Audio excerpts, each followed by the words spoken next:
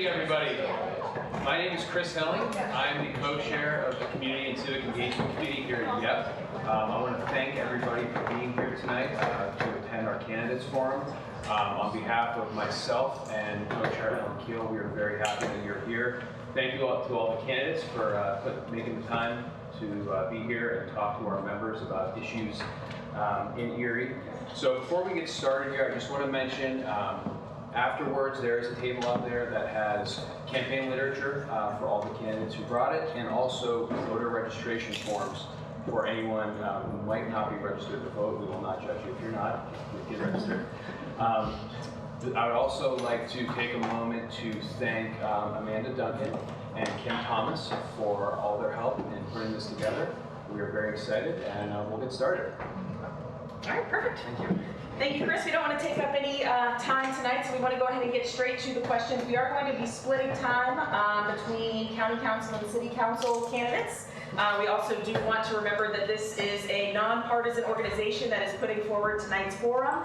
We want this to be able to give the candidates an opportunity to share their vision for the various issues with each of you tonight. So we're not anticipating any debate or any discussion, but merely a sharing of vision and philosophy and ideas on the issues at hand. So with that, we're going to go ahead and get started for a question on the economy.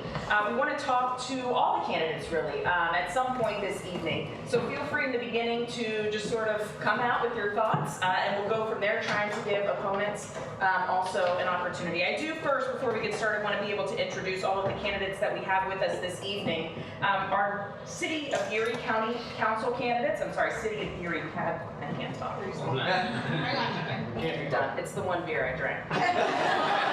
City Council candidates, all right. We do have Michael Keys with us here this evening. Michael, how are you? He's a Democratic candidate for City Council. We also have Republican candidate Sean Lyons with us this evening. And also Louis Prest, who is an independent candidate running. These three gentlemen are also running against two other Democratic candidates who could not be here with us this evening, Ed Brzezinski and Mel Witherspoon. In Erie County Council, on the Democratic side for District 1, we have Kim Clear. Ticket for District 1, we have Mr. Robert Yates. District 3, we have Mary Rennie here on the Democratic ticket, who is uncontested. Woohoo. And District 5, we have Kyle Faust. And we're opposing Brian Shank, who could not be with us this evening. And last but certainly not least, District 7, out in Western Erie County, we have Ms. Rita Bishop with us. Is facing an opponent who also could not be with us tonight, Ellen Schauern. All right, now with that, we're going to get to a question on the economy. This is for anyone who really kind of wants to take it. We're really experiencing a new wave of development and investment from the private, nonprofit, and government sectors in Erie. So we want to know from you, really your thoughts on the state of the local economy. What else needs to be done to keep this momentum going that's happening right now? So I'll open that up to anyone who wants to go ahead and take a shot at it. Sure. You know, from my perspective, I think there's a really good vibe going on in the city of Erie and Erie County. And from a government perspective anyway, I think what we can do is keep our fiscal house in order as much as anyone. Young men and women of your age are looking to move to different areas, and we hope to attract more than just what is here. They're going to look at communities. Are they on the move? Are the governments passing balanced budgets? And are they providing the services that need to be done? And when I first ran, I think somewhat controversially anyway, is that I stressed in a tough economic time anyway, much tougher than it is now, quality of life issues. Is that when people move to a community, they want a good job for sure. They want to be able to afford a good living, but they also want to be in a community that has things to offer. So when the job is done, as you raise your children and get them from school, that you have things to do. So I've been very supportive of the Bayfront development efforts, the Convention Center Hotel and Convention Center project itself was quite controversial, but I think there's no question it's been a big boon for our economy. The Chariot improvements, the Erie Insurance Arena improvements couldn't have been done without county government, and county government could not have been a big part of that had we not kept our fiscal house in order. So I think that's one of the the strongest things that we can do. We just signed on with the city to accept the LERTA program. I think that's the way to do it, the way Mayor Schember has done it, where everybody can participate, whether you're a small homeowner on limited means, or whether you're a larger business or a larger homeowner. If you make an improvement, you'll have a 10-year tax abatement, and then the city can collect that tax later on down the road. When we did that before, under the Philippi administration, there was a big building boom in the city of Erie. And I think you're going to see that again. Actually, the statistics that Mayor Schember's office has put out has already shown that. So I think that's a really strong way to do it when it's targeted toward just one business. I know the example that they gave us was for the Bush Furniture plant that was up on Oliver Road years ago. That was the wrong way to do it because they took their tax incentives and ran after 10 years.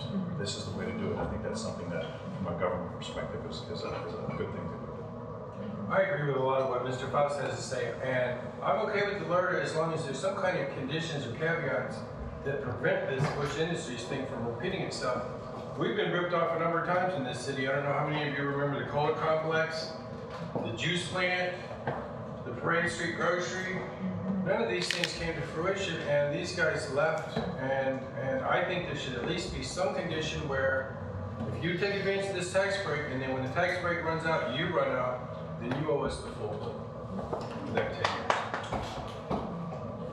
Any other city council candidates wanting to chime in on this? A lot of the activity certainly is happening in the city, but as Kyle mentioned, it takes both bodies, county council and city council, working together to sort of move a lot of these investments and initiatives forward. I'd like to springboard off what Kyle was talking about as well. Having a fiscally responsible government, of course, is something that young families that are looking to invest and move into Erie County, because that's what we want. We want an Erie County of the 21st century where people want to come and live and thrive. And yes, when young families are looking to move, they're looking at the schools, they're looking at the district, and they're looking at what kind of services and offerings they have for their children, and how can they go and thrive. Are there green spaces available for them? How many of those metro parks that exist in Cleveland? That's like number one reason to go to Cleveland. Pittsburgh has the same things. I think that the growth and development of the economy is going to come not only when we can offer these things, how do we pay for them? Right now we have the EGRA, the Erie County Gaming Revenue Authority, the Ignite Erie Initiative, which actually is loaning money right now. They have three basic parts of that, which is actually run by, is oversaw by Erie County Council. And but they lend money to startup businesses. They actually diversify loans and make sure that they have diverse clients in that as well. Which I think is very, very important because we have a whole part of our Erie County that is not fairly represented. And I think that that's very important that we diversify the business that's in our area. There's also the Innovation Beehive Network, which is something that's very important, I think, for businesses that are starting and to keep them growing so that they don't, within those first 5 years, go bankrupt or are no more. So it's these things that we have in place for people to say, I want to move here, I want to invest here, I want to stay here. So I think that those things as well, the Erie Chamber and Growth Partnership as well, I think does a lot to help out with that. So, Mr. Keys, I know you wanted to chime in, and then we'll close out with Mary as well on this topic. Okay, it's undoubtedly that there is a lot of growth going on in Erie along a lot of sectors, but one of the problems is that it needs to be more inclusive. If we're going to move our city along, one of the hallmarks of what I'm calling a world-class city is inclusion. We cannot just leave the people who are here, already here, just leave them behind and go on to building things and they're not participating in the economy, because it's a recipe for, a city imploding in the future if we don't do something to include everybody in this economic boom. Right. I was going to say, in some ways, I feel vindicated because I've been a community cheerleader for a long time, and I know that sometimes we get caught up, or at least my generation and older certainly, we got caught up in inertia and this sense of, oh, we can't possibly do this. Everything is looking very bleak and that sort of thing. So sometimes it takes a little bit of investment to change that mood, to change that setting. But we also do need to be aware, and some of them have touched on this as well, that the economy is just one piece of a whole. It's a little bit like an egg, you know, that we've got. And, you know, the people, they're also part of the equation, and livability and the environment and all of those things that go with it. So I think we need to pivot a little bit and take a look at what is needed. We need to invite engagement and participation in order that we do have the inclusiveness that Michael alluded to. And I don't, it's not just for a certain segment of the people. I don't believe in championing something that is for maybe one small group of people. But when you make it inclusive, and when you put that opportunity out there and you actually get participation, everybody benefits. And that's what we really need to do now, and that includes from your age cohort as well. Thank you all for your responses on that. We're going to stick with the same economic topic, but something that a few of you touched on in the previous question was LRTA and various incentives to move projects forward, incentivize companies to come to our area and various things. So we want to hear specifically from the county council candidates. Robert, if you wouldn't mind sort of taking this one first. But as we know, county council signed on to the Schimber administration's LRTA plan recently. We also saw the use of TIF funds, or tax increment financing, years ago to keep Lord Corporation in Erie back in 2012. So what else do you think can really be done, or maybe shouldn't be done at the local level to encourage that economic development and revitalization? And does it involve more than just the creative use of tax incentives? Thank you for the question. LRTA is Local Economic Revitalization Tax Assistance. One thing the county can do at the county level is work with the municipalities such as Milford Township, Northeast Borough, Corey, Union City, Fairview, etc., to help them, first of all, be aware of what is available, and then two, coordinate how to make best use of those funds and those programs for their municipalities and encourage broader participation. I also think that the county can make an effort for not just developers but residents to take advantage of funds that are available in programs that they may not know about in the first place, taking a public education effort to let people know what's there, what they can do, and how they can take advantage of programs that are already offered. The big problem is you can't do something you don't know about. So we just need to encourage information. We need to encourage sharing with, like as I said, with the municipalities. Coordinate at county level that serves everyone. How we can take advantage of what's already existing and make better use of it. A lot of people complain anytime there's a tax incentive. They talk about, oh, just what we need, another hotel on the bayfront, or more tax exempt nonprofits, or things like that. We don't need to create more tax exempt zones, but we can create incentives where we delay the payment of tax. What they did in June was basically give a 20% reduction in school taxes for 10 years, and then after that, once they've had a chance to get up and going, they can pay more later. Another thing I'm a big fan of is called pilot agreements, payment in lieu of taxes, where large entities such as LECOM, instead of being tax exempt, they reach a three-way agreement with the county government, the local district, whether it's Milford or the city of Erie, and then the local school district, to pay them a certain amount every year in lieu of taxes, so that they're contributing to the local economy, local governments, rather than just doing nothing at all. So I think that's a very successful program that works, and I'd like to see more of those also. Rita, would you like to give your thoughts on this? Yeah, Kim had brought up about we have to include the entire county. And then Mr. Yates just mentioned that. He mentioned Northeast Harbor Creek, Fairview. Erie County goes beyond that.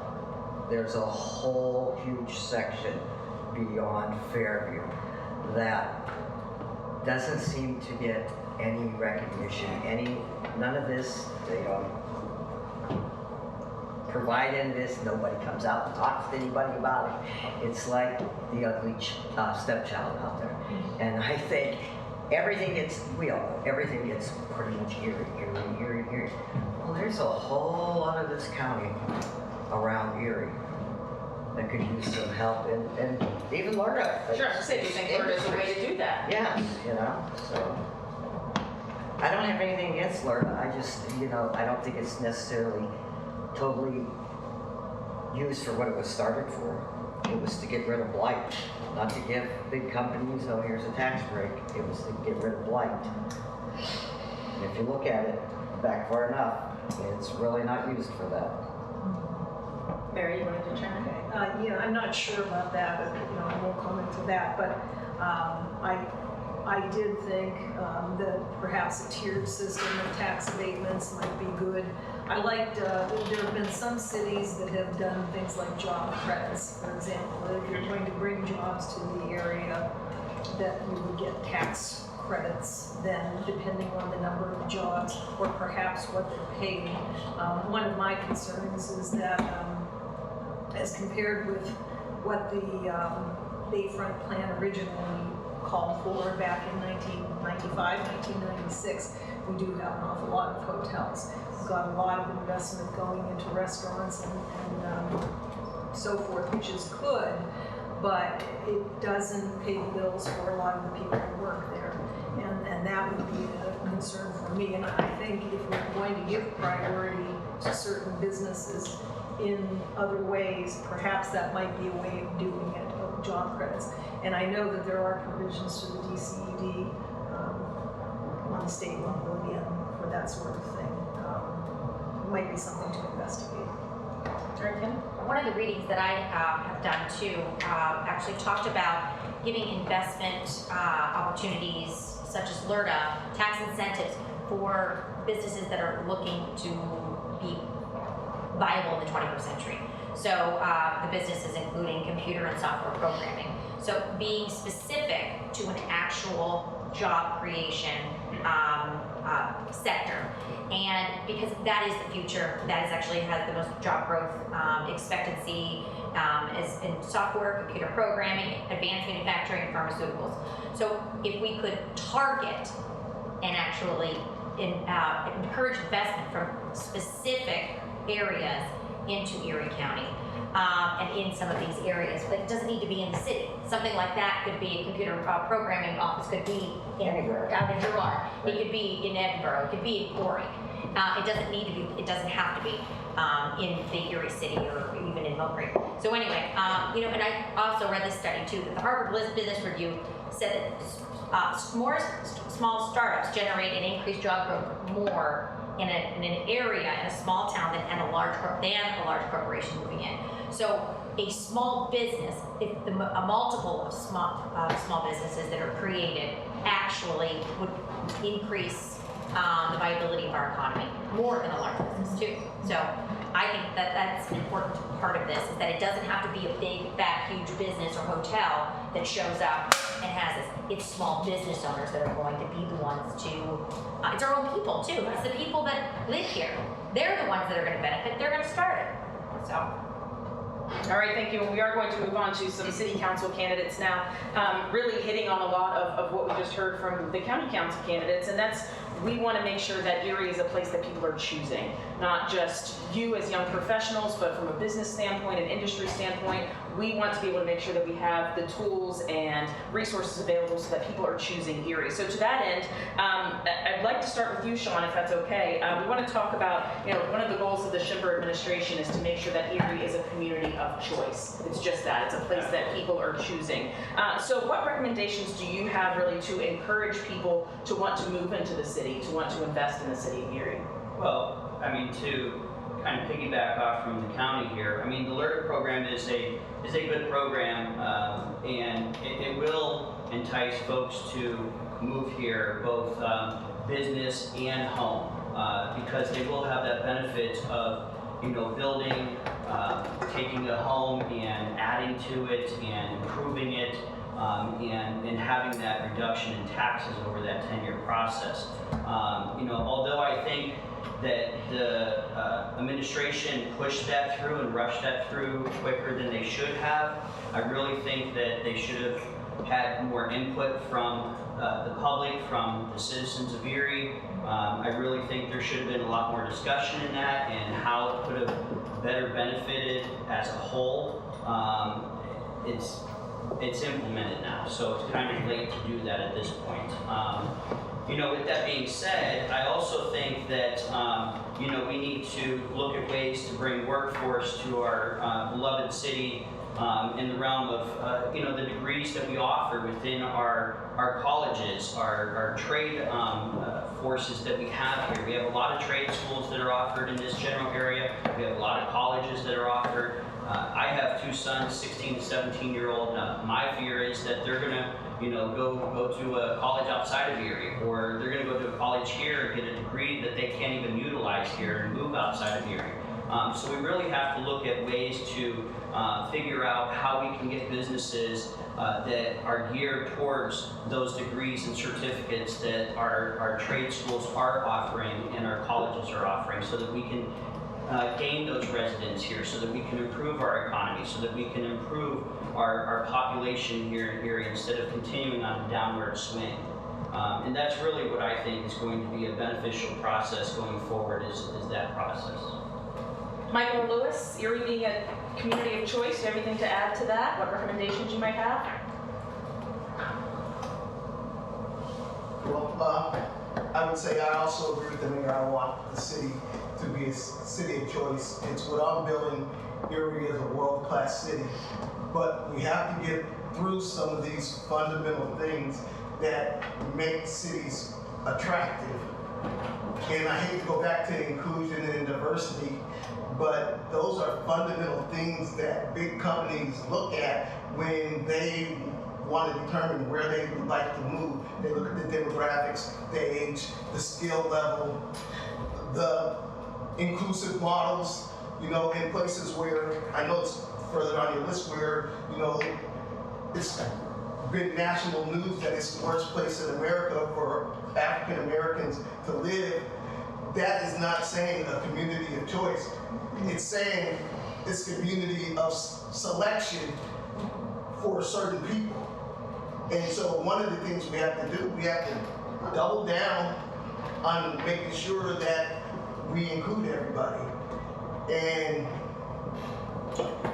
we have to build for the capacity for the people we already have here. And then we also need to do with the city, I believe, is doing a good job to attract future businesses for the jobs of the future. And so I think it's two pieces to this puzzle that we need to make sure that they both fit on the same puzzle. Thank you.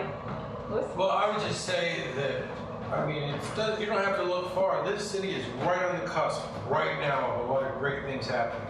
We have a lot of big business, small business, big nonprofits, small nonprofits, all working together to get us in that direction that we've been looking for so long. So we need to be a cheerleader for ourselves. And just to give you an example, they just had this Erie Homecoming a few weeks ago. And for years, we've been a test market in this entire country. And people are coming here and they want to invest here and they're seeing what they like here. So we just need to keep promoting ourselves in a positive way. Thank you. All right, and Sean, you talked a little bit about workforce and colleges, but we want to talk to the county council candidates, because a hot topic right now that I'm sure many of you have been hearing in the media from the various candidates and all conversations around the water cooler for that matter, really is about a community college in Erie County. So right now, if the county council candidates wouldn't mind just talking about what your position is on having a community college in Erie, and how should the county overall, even more broad than a community college, how should the county be approaching workforce development? Rita? You know, a lot of people say to me, how come you're against the community college? Well, I'm not against the community college. I'm very much for education, but I'm against, I've read the studies, everything they've done for the community college, and I cannot see where they can do it without eventually the taxpayers picking up the bill. Every time the county has stuck their fingers in education, the county has got stuck with the bill. Camtech is a big one, okay, and they were. I think the other thing, education is, we need to train people in trades, okay? I've talked to union guys, construction workers, the 602 in Erie, desperate for workers, carpenters, laborers, okay? Those jobs start at $16 an hour, okay? They're desperate for them. And if you don't have construction workers, I don't care how many doctors, lawyers, hotels, you won't even have hotels because everything relies on a construction worker. Think about it, that's where it all starts. And we don't have those, they're desperate. And what happens when construction workers are getting paid $65 an hour? Yeah. You know, I think we need trades. We need more trades than, we don't need another school teaching people how to do nails or hair. I just wanted to comment, some of them do have training available for electricians and so forth, that they put it out there and they have trouble even getting people to sign on for it. So it's not just a matter of it being out there, but we have trouble attracting people to the training that is being offered and so forth. And then when you get to some of the areas like the Erie County VOTEC, they don't have the funding to have state-of-the-art equipment and so forth when you're moving into advanced technology, so that's problematic. For the community college, education is really the center point of anything that we do moving forward. We have to have a workforce and a community that is geared towards rising to the occasion. So I salute those who came up with a plan from Empower Erie and so forth, because nothing else was being done. Pennsylvania happens to have the fewest number of community colleges in the nation when you compare it per person for population, and that's according to the Fels Institute in Philadelphia. They're also notoriously underfunded. If the community college application gets passed, as a member of county council, I will be supporting the work that it does. But I would really love to see it retooled, because there is so much in the higher education system that is failing us as a nation. When you get to the community college level, it's much worse. It's even difficult to grasp the numbers, they're so slippery, but even being generous at somewhere between 28 and 38% success rate. But one of the reasons that we wanted a community college was supposedly so that we had a bricks and mortar place to address the needs of the urban poor who need that one-on-one, and even bringing it into Mill Creek Township and beyond that. But the truth is that when you get into the two lowest brackets of income, and this is nationwide, the success rate is in the teens. It's 14% for the lowest people living in poverty, and it's only 18%.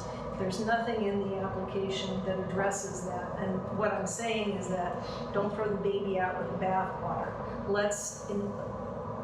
For once in Erie, let's not bunt. Let's try to hit a home run and do something that's not been done before, and let's be really ambitious in addressing the needs that are going to help people to succeed.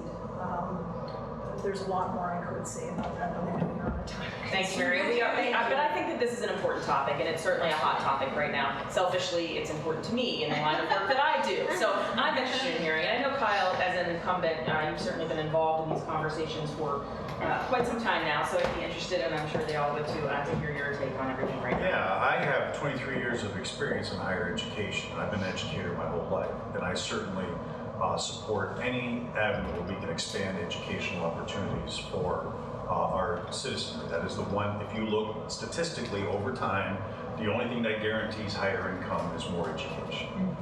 So it's important that we have those types of programs available.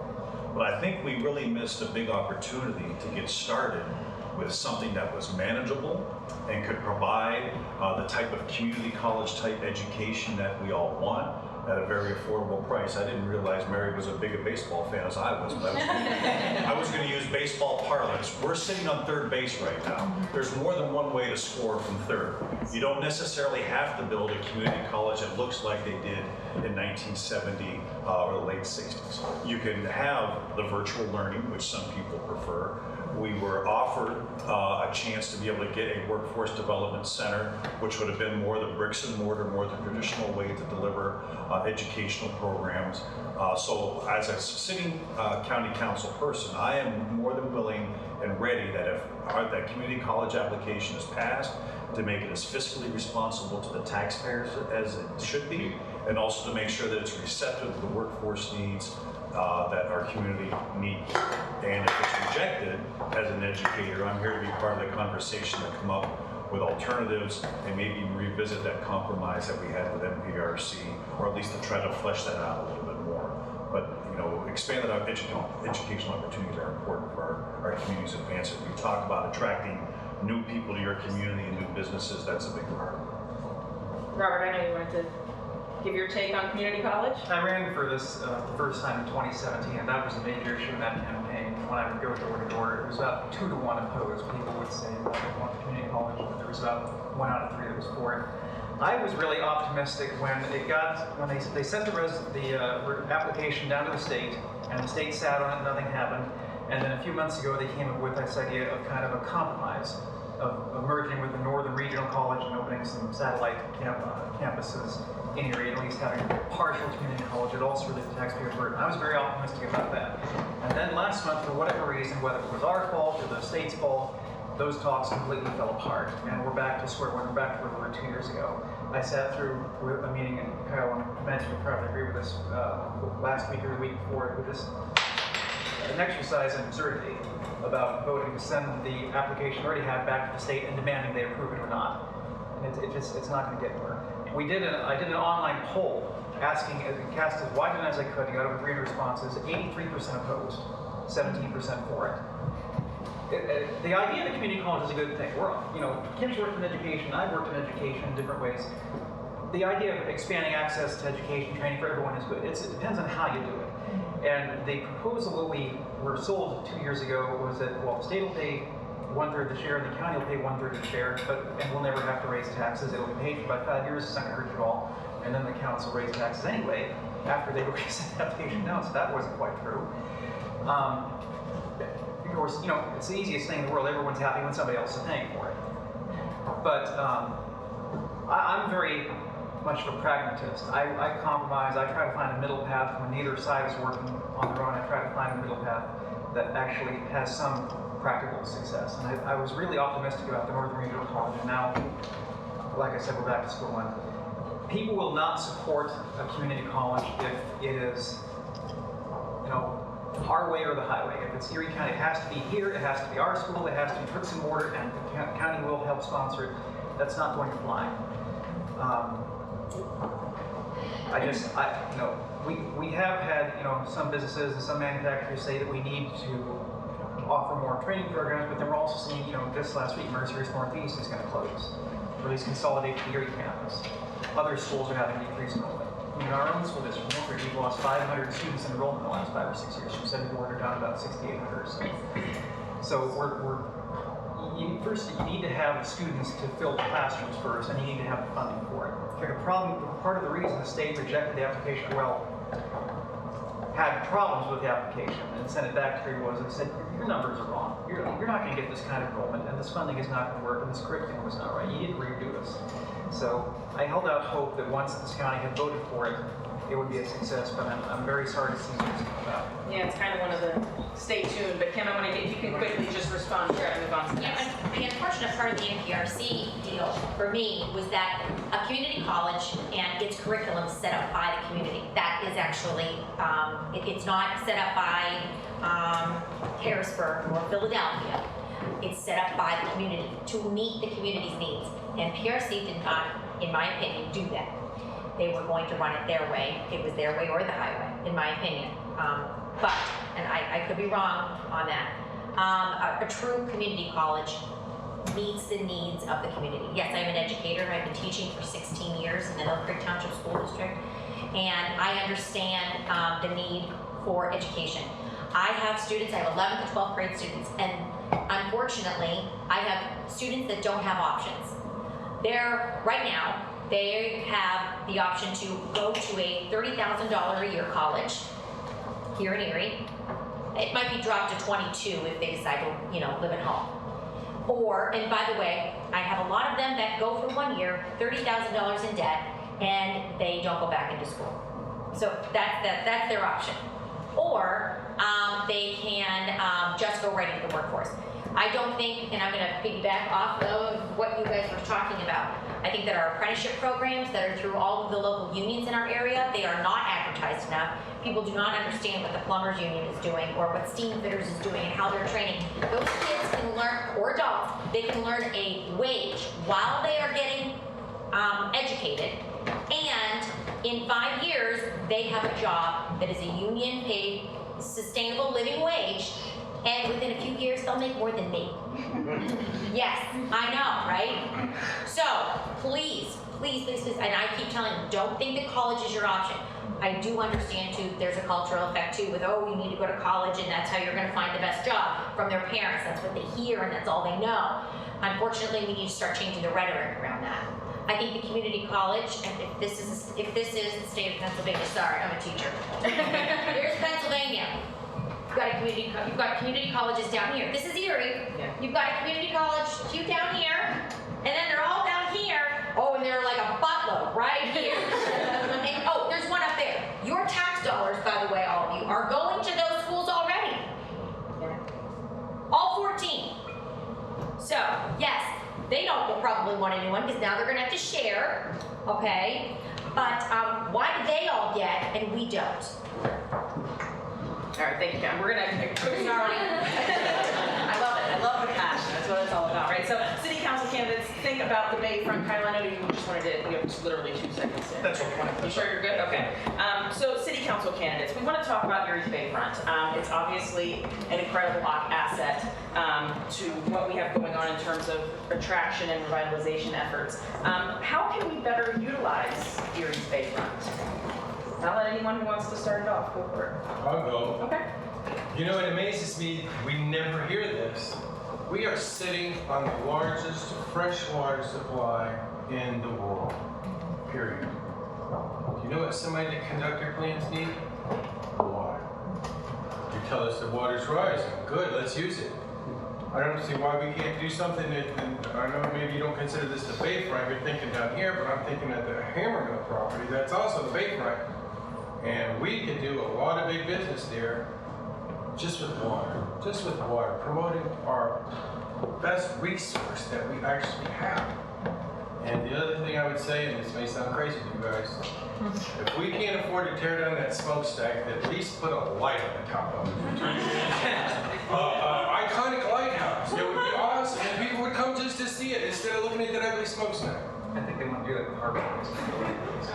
Yeah, they're working on it. They're talking about it. So, Sean or Michael, any thoughts on how do we best utilize our Bayfront, one of our greatest assets? I mean, there are talks of connecting the downtown to the Bayfront so people have better access to the Bayfront. So what do we do? How do we do it, Michael? Okay, I think 2 things. One, I think we need to put something there that attracts people. Maybe something that's family friendly, so that, you know, residents go down there and have something to do, and people who come for their conventions or whatever, that they have things to do, that if they're locked on the Bayfront, that there's something else down there for them to do. And the other thing we could do to best utilize it, tax. Maybe unpopular, but that's the best thing we can do with our best asset. Sean? I mean, I would agree to some degree. There are a lot of resources down there.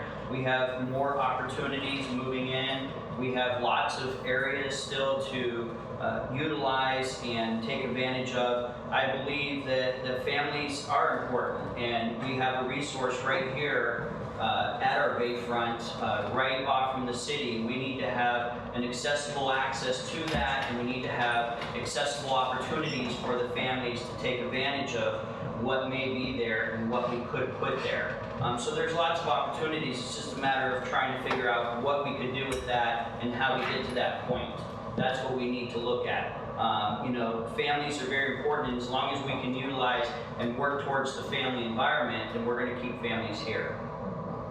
All right, we've talked a lot about community and economic development and how do we make Erie a community of choice, you know, increase the quality of life and attract folks young and old and businesses to the city. But public safety truly is a part of that attraction piece as well. If any of you are living in downtown Erie and you don't feel that it's safe, or if you're a prospective student coming to Gannon University to see what's going on and you hear that maybe the urban core is not safe. So public safety is a big piece of that attraction effort. So we want to talk to the county council candidates specifically about public safety. And the Erie Times News recently reported, specific to drug overdose, the deaths have fortunately decreased in Erie County, but it really follows some concentrated efforts at the local, state, and even federal levels to hamper down on those overdose deaths. So what else needs to be done, in your opinion, to combat specifically the opioid crisis?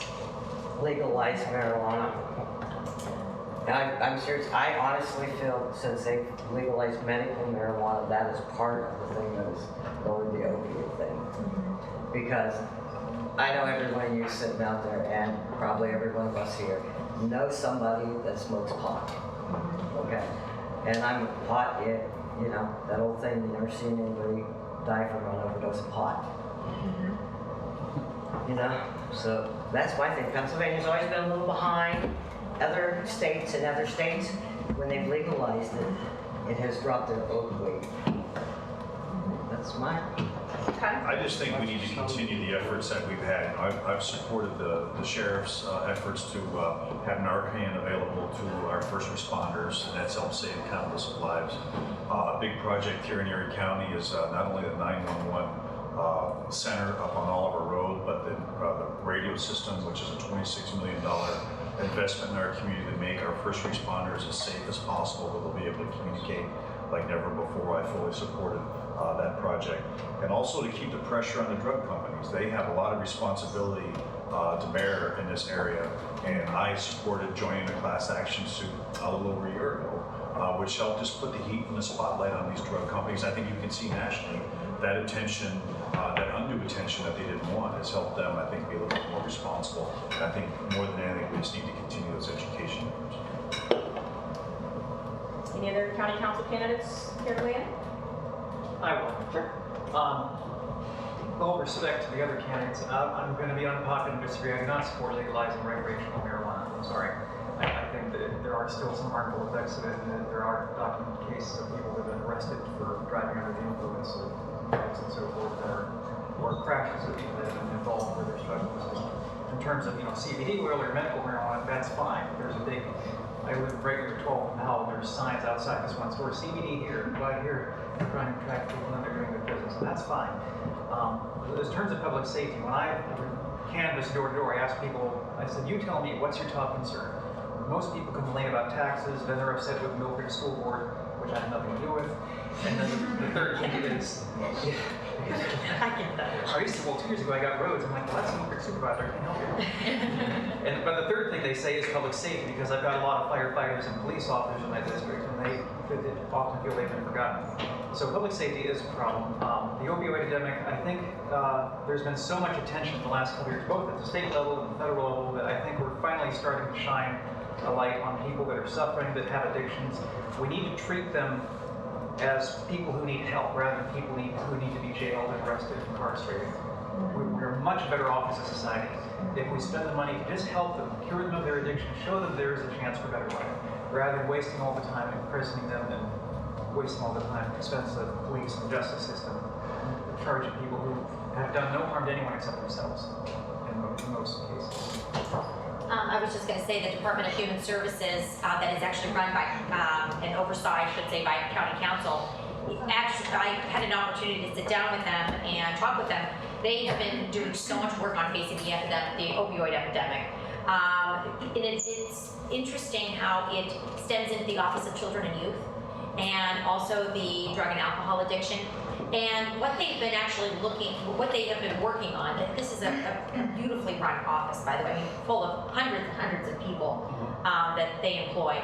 And they are looking to not just, as Robert said, jail these people that are, possession of drugs, but they are looking to figure out ways to have them have a sustainable job, home, because the reason that they're turning to some of these things is because they don't have any other options.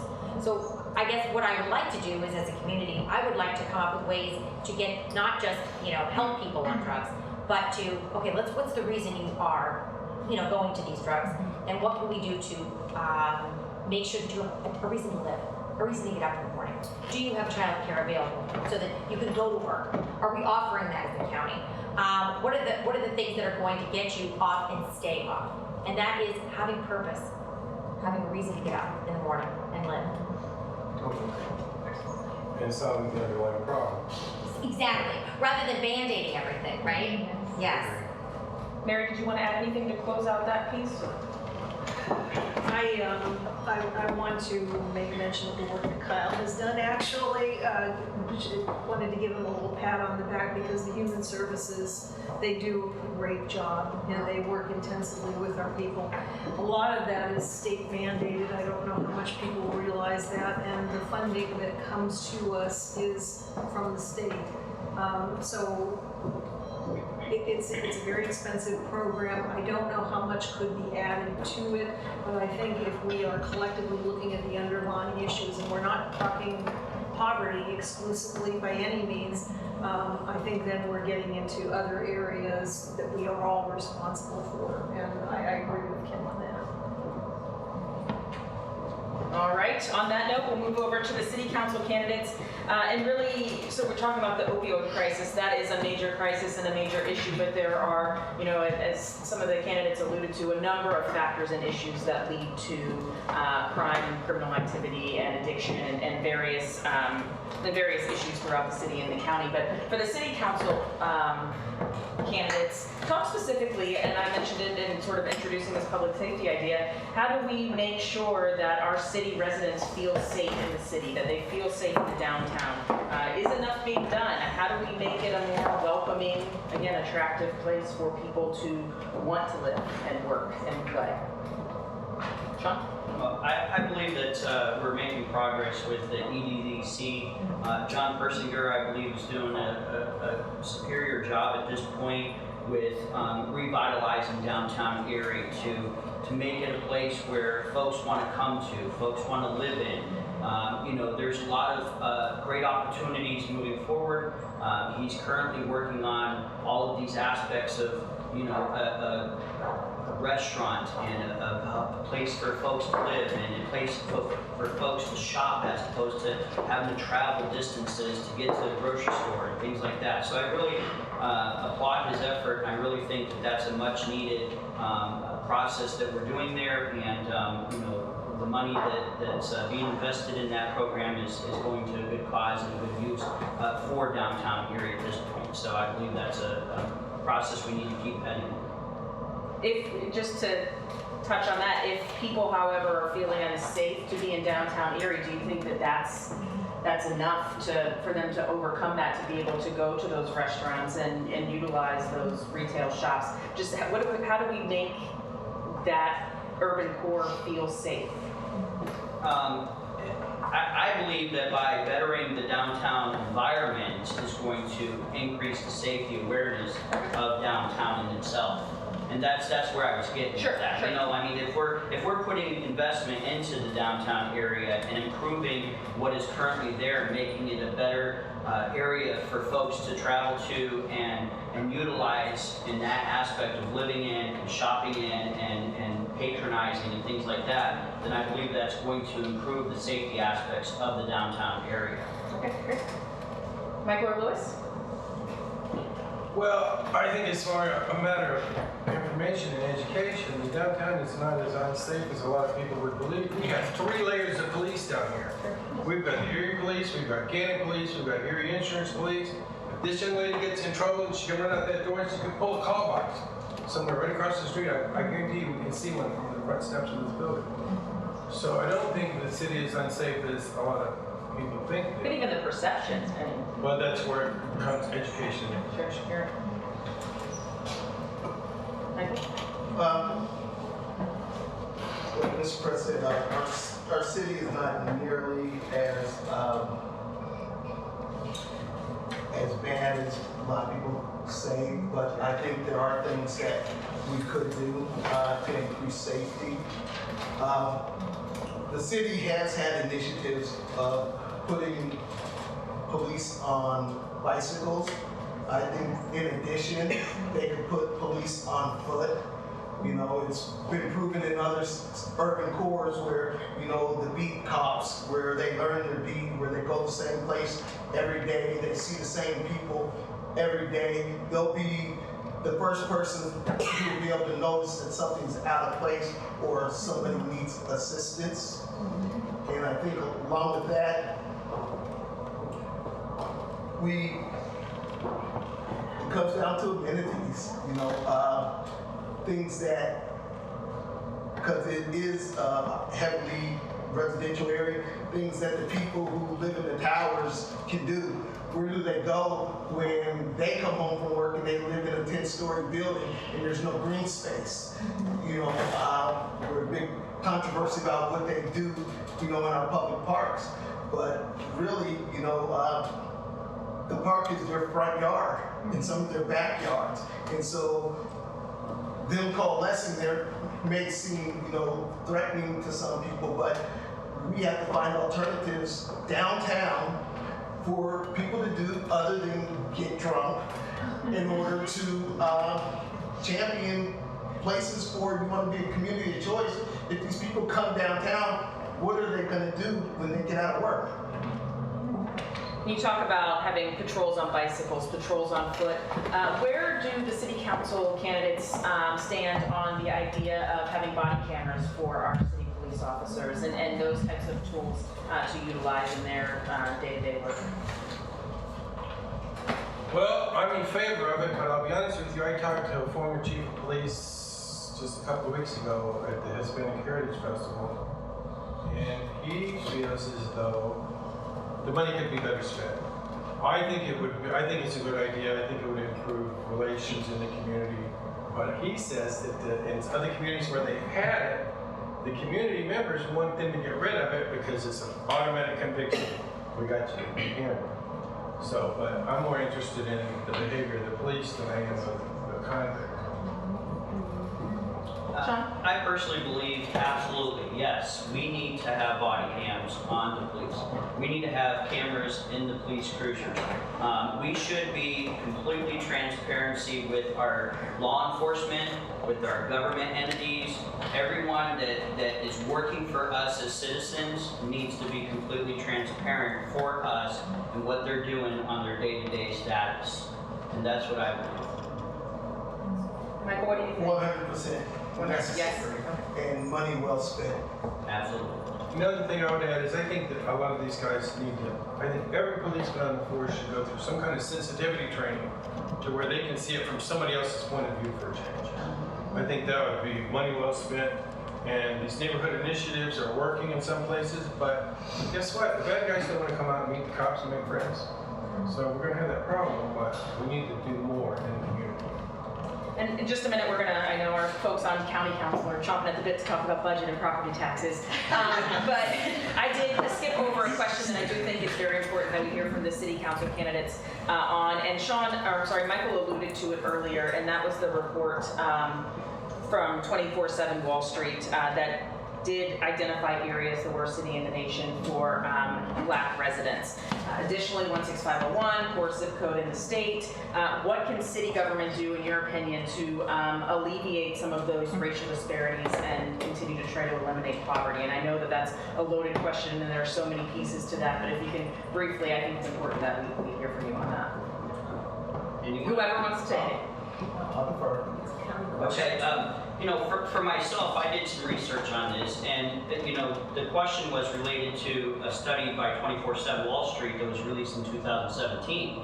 In 2018, we weren't even on the list of the top 15 cities. You know, we went from the worst city to not even being on the list for the top 15. So obviously, we are making strides in the right direction to alleviate diversity within our city, to work on that progress. I'm not saying city council doesn't do anything. I'm just saying that we need new ideas, a new face, a new voice. We need a change in what we're currently doing. And I believe with that change will come a better progress and a much more aggressive progress to get us to a better process of where we need to be in the city. I mean, it says it right there when you look up the process of what they looked at for that and everything else. As far as the issues and concerns with the 16501 zip code being identified as the poorest zip code, we need to take whatever necessary actions that we have to change that status. It is completely unacceptable. This will be definitely one of my priorities if elected and when elected, to make those changes, to look at that area, to figure out what we can do to increase that from being 16501 poorest zip code in the state of Pennsylvania. And in just a second, but county council, think about this too, because I think that, so the city's in the county, right? We hear that very often, and it's true, but so think about that, but let me go to Michael real quick, and then we'll come over and maybe hear from some county council candidates as well. Actually, these questions are actually two different problems. Okay. Because Poverty while the 01 is the poorest zip code in the United States, it is also more than 75% white. And so I don't know what implications that has, but that's one of the facts. So it's not, doesn't have any bearing on the Wall Street situation. And so, but the racial disparities, how do we alleviate what's happening in terms of the racial disparities? Whether it's fact, perception, whatever. I still work for a company that's been sold, but anyway, GE had a CEO a little while ago named Jeff Immelt, and one of his quotes that I took from him was, he said, the only way I know that you're doing what you can do in order to prove inclusion is if your numbers go up. And so what we have to do is say one black firefighter is not acceptable. 6 black police officers is not acceptable. And somebody has to have the courage to find a way to reconcile these things. I don't have that answer, but I do know that, it's complete lockout of family sustaining jobs that you don't need a 4-year degree to have. The police force, the fire department, you do need a 4-year degree to teach, but we had 13 black teachers out of 800. And so when you look at models like that, it's impossible to succeed on certain levels to improve these if we don't improve our numbers. Mary, I know you wanted to touch on this. Can I just add one Yes. quick thing to that? I think the first good step for the city is some kind of community benefits agreement, and what that is, I think that's a very good first step. Okay, great, thank you. I'm not sure if I agree with the community benefits. It depends what development project we're talking about, I suppose. But when you're addressing poverty and racial disparity and so forth, that's something that's difficult to address directly from government, and yet it's something that we're all responsible for, every single one of us. I would like to see this area adopt a policy of inclusive economic growth, and it's not just making opportunities available, it's inviting participation and requiring participation from people, that they can benefit by participation. It's being done in other cities and so forth. We have an awful lot that we're doing that is almost like throwing seed to the wind in terms of economic development and so forth. I would like to see something in the way of, and I think regionally the universities and colleges could get in on this through their departments of social sciences and give us a version of applied sociology and applied economics and so on, and help us prioritize help us give focus to what it is that we want to achieve, and then to invite participation. When I was going door to door, I talked with people a lot on this subject. And I think, you know, the vibe that I was getting is that people do want to be involved, and they do want to be involved in the process. I'm getting lost right now in my own head in terms of all the numbers and statistics, because this is one of the subjects I could talk about all night. One of the things that we did in the library, and what was the main thing of my tenure as director, was the importance of self-actualization, to empower people instead of taking power away from them. When you look at the African American community and the ways they've been disempowered over the years, first through slavery, but then through another 100 years of severe conditions, lynchings right up till 1968. It goes on and on and on. I've been watching things from the development of the space race and so forth, and how blacks were kept from participating in that. That's not that long ago. You know, that's not that long ago. But we've all grown up and come to be within these same conditions. So when we talk about racism, that's a word that gets thrown around pretty often. I'd almost call it cultural programming or indoctrination that we all suffer from, and I think that includes all of us. And I think that if we were to address that, again, as a community, that we would get along, we would get pretty far with that. Again, it's a subject that, you know, you could spend a couple of hours talking about, but I do think that we need to address it, and I do think that we need to invite and require participation from all members of the community. There's an awful lot of politics locally, which is not inclusive at all. That's what I'm finding, and not with anybody. You know, it's just don't bring it up, and maybe people won't think about it, and maybe they won't talk about it, because it gets complicated when you get more people chiming in with opinions and so forth. It gets complicated. But I do think that we need engagement. I do think we need participation from all sectors of the community.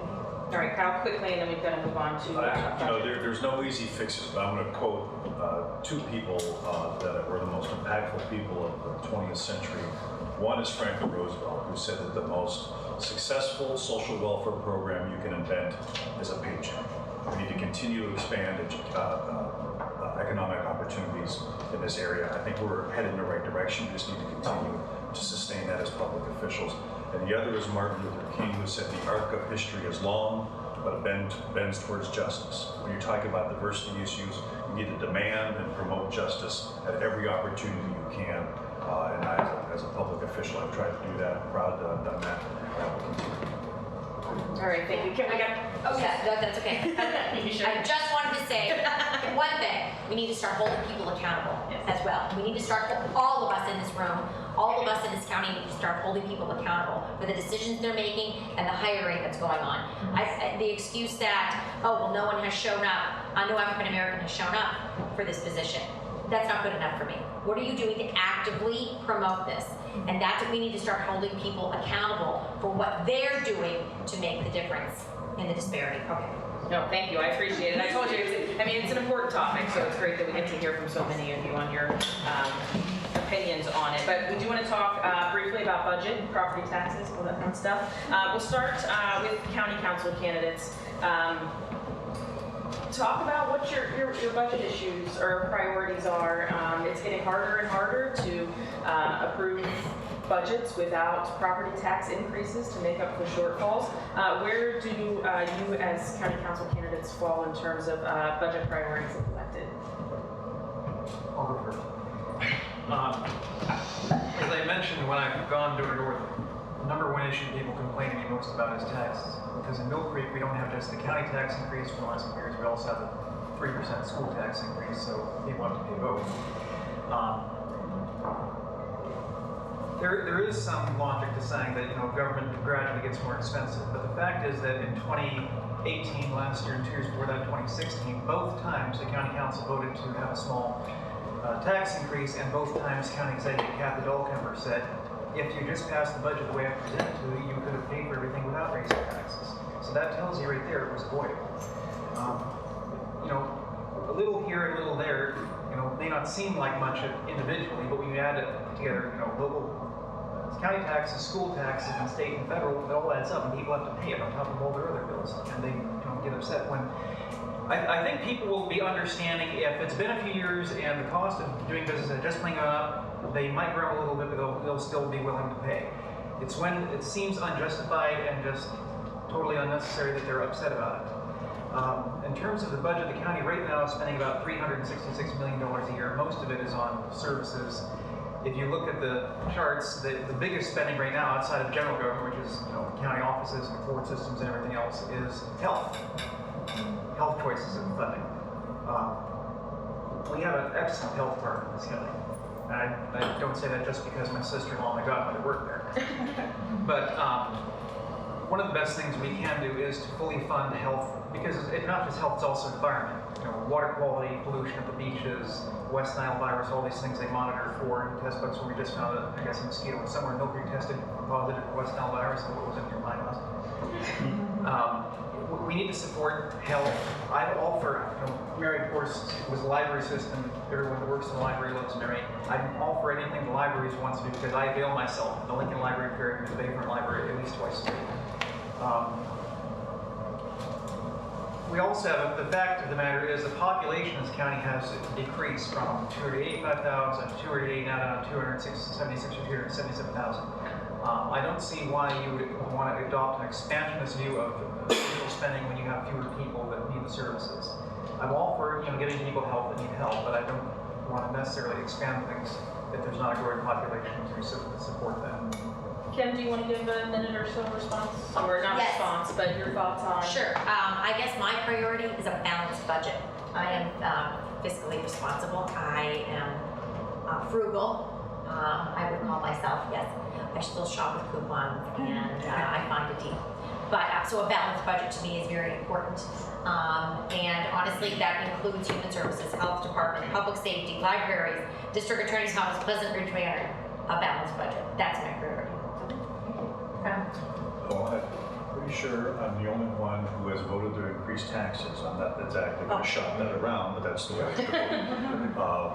If you put things into perspective, when I first got on council 16 years ago, the budget was roughly $225 million. Now it's fast approaching $500 million. It's not that government has gotten more expensive, it's that county government is responsible for carrying out more state and federal mandates. The local tax dollars fund only roughly about 17%. By far the biggest part of our budget is courts and court-related services. You can't cut too much out of prison, you can't cut the court system, etc. The last budget tax increase that we had, to put it in perspective, and I won't minimize the impact that any tax increase has on any family budget.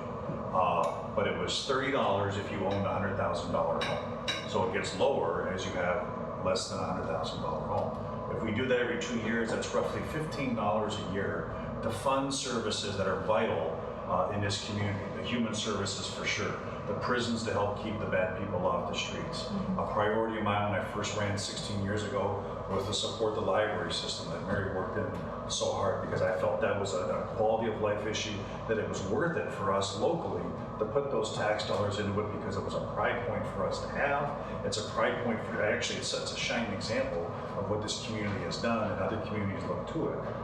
And so I want to continue to be a good steward of the tax dollars. Our reserve fund has grown from roughly $6 million at that time to $30 million now. What does that mean? That means when we go out for a bond issue to fund economic development projects, we get the best interest rate. So that saves us millions of dollars on top of that to be able to keep having that refueling of the economy as we go along. And I think county government, as much as anybody, has been really strong fiscal stewards of tax dollars, and I continue to pledge to do that. Thank you. I agree, Kyle. Thank you. All right, I want to jump over to the city council candidates, where budget is going to be a priority coming up here very soon. We have seen that the city is going to be facing some pretty tough financial constraints moving forward. They've entered in with the state's early intervention program, which, having worked with that program, it's a terrible name. It doesn't mean that they're coming in and intervening in all of the city's finances.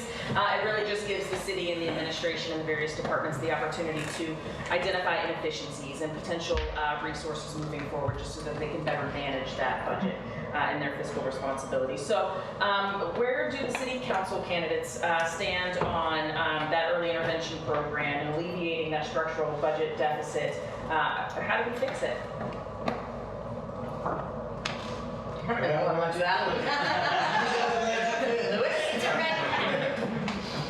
This is my least popular position, I'll tell you right now. Okay. We need to generate some new revenue streams that do not involve taxes. And one easy, quick, and easy way to do it is traffic cameras in the city of Erie. The studies have been done. This goes back to public safety. It improves public safety by 21% off the bat.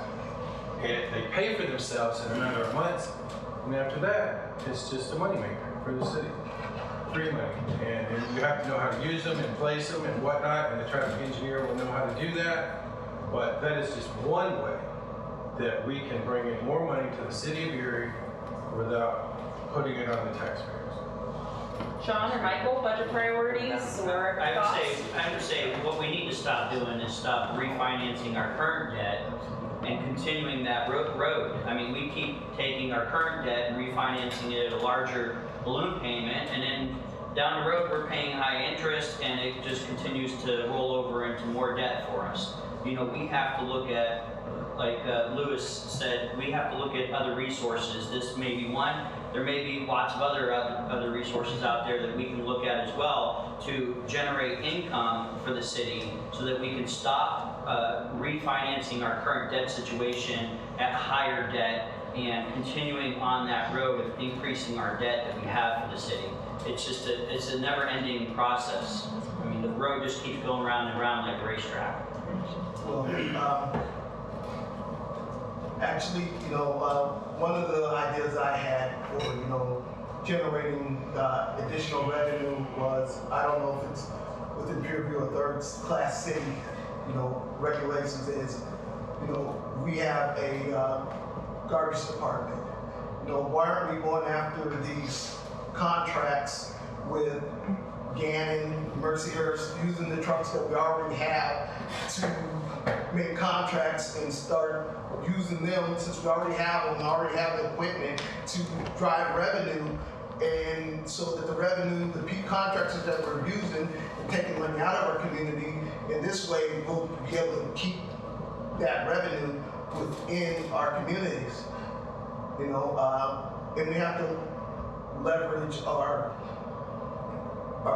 Department of Economic Development, any grants, anything that we can do to help supplement the city's budget, we need to do, because quite frankly, the city's in big trouble. This one went to the county, but it's really a city issue, the expansion of LRTA, because the entire expansion just involves the city. And so if you look at, from the next 10 years, our tax base is gonna be eroding. If you understand that, because anything that you do here for the next 10 years, you will not get a dime on until 2030. So now, how do we make a safe gap between here and the next 10 years?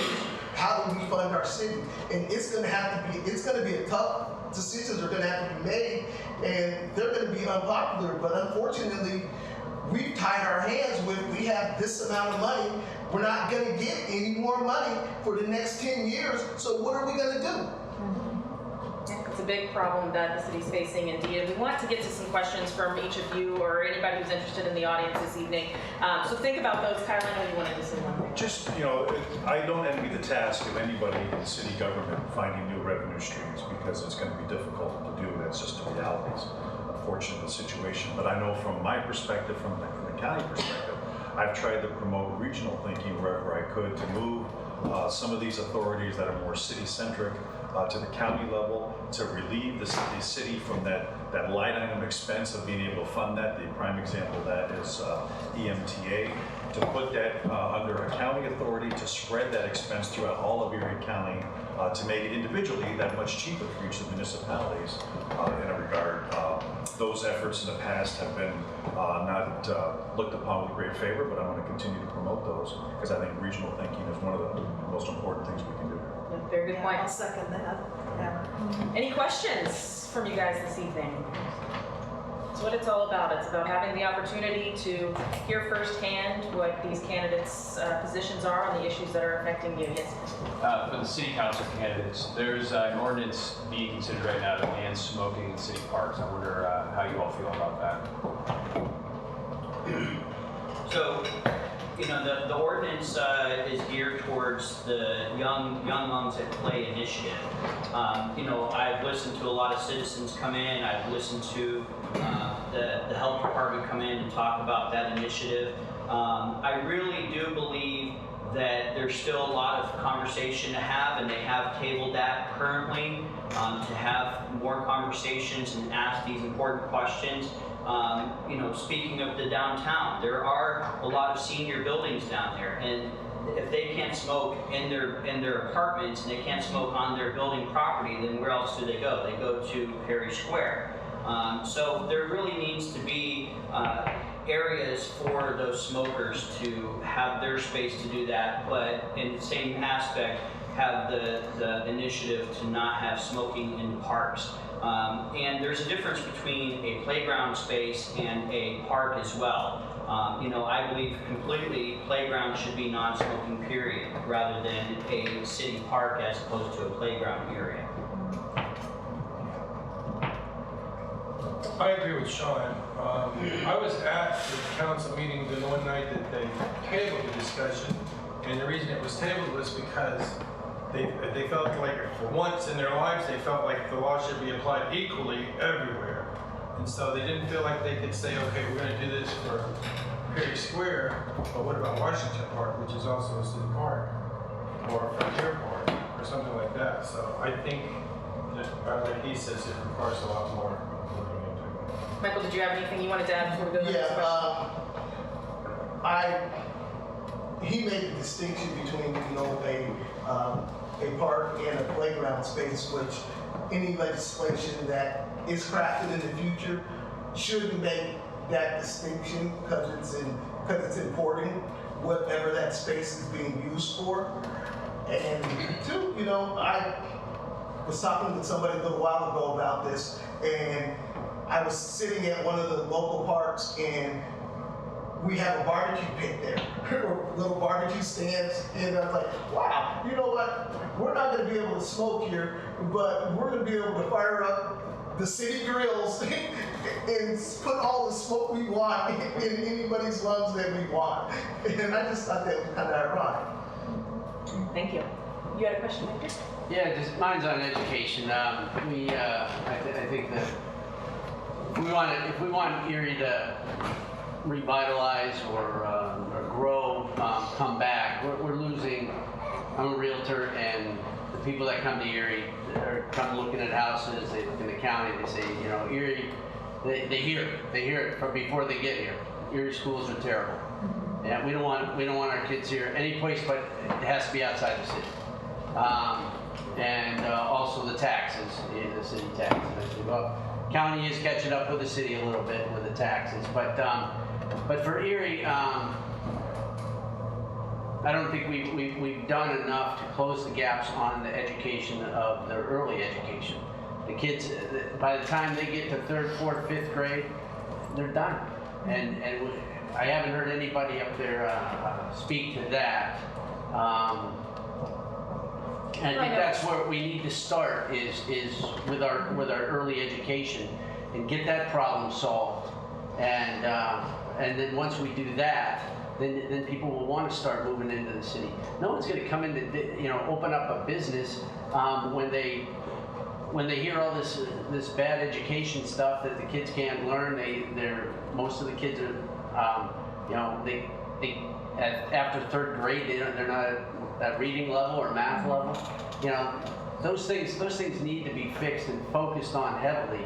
We need volunteers, and we need, it has to come from every avenue, and not even financials. You know, we're talking a lot of financials here.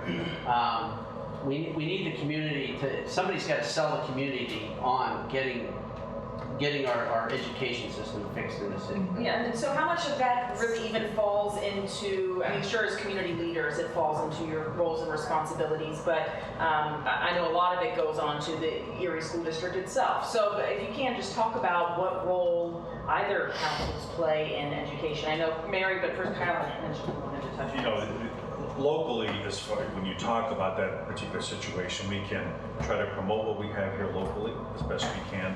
But the answer to that problem is not going to be solved without serious financial commitment from the state. If you expect to solve it any other way, it's not going to be done. Communities that invest dollars, and when I say community in this instance, I mean the state.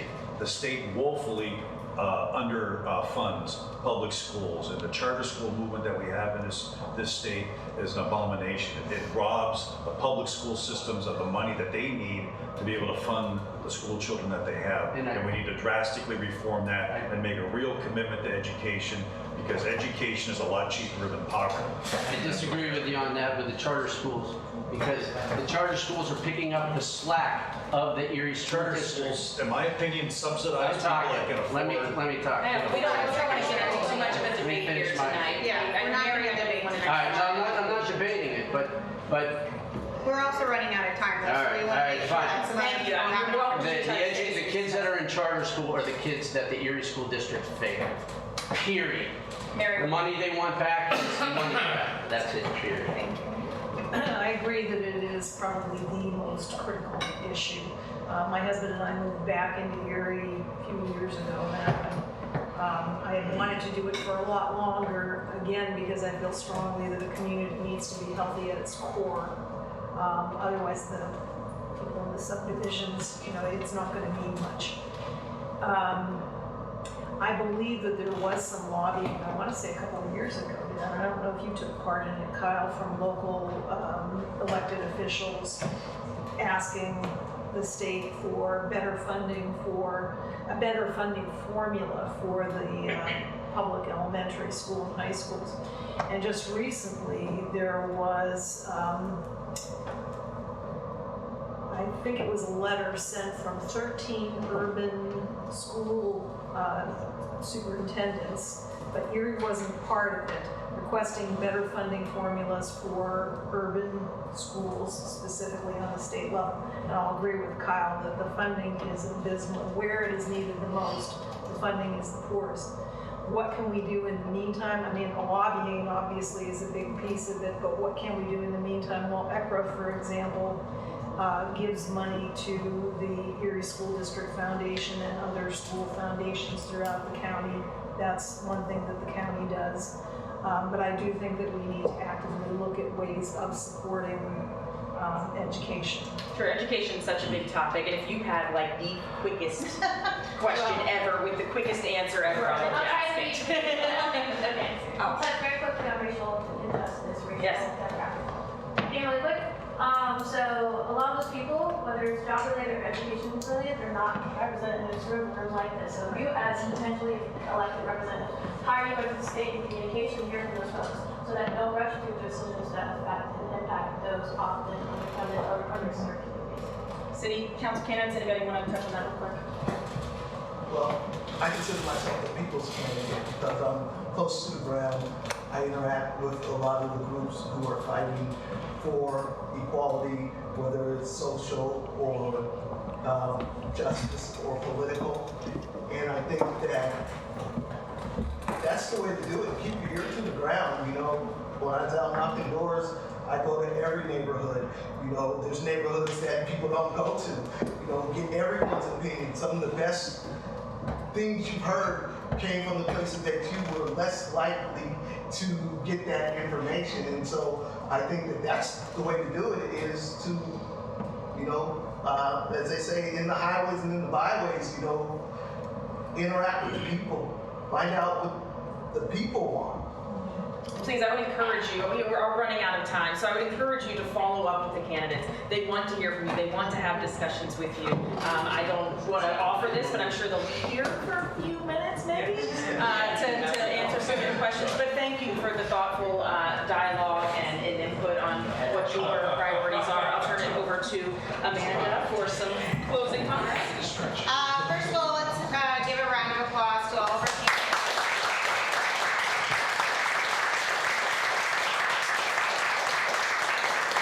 To our amazing moderator, Jim.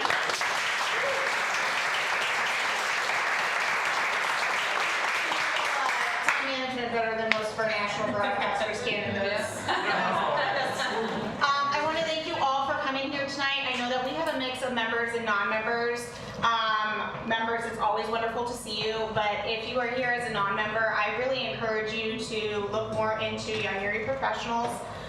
We have a number of events coming up over the course of the month. Our next Off the Clock is going to be at the Erie Zoo. It's a family center event that's on September 28th. We are having a seat at the table with Linda Stevenson, the director of Athena Erie, on October 1st. And then we are also co-hosting the 40 Under 40 experience with Erie Reader, and that is being presented by Marquette, and we have some of our representatives here. Thank you, ladies.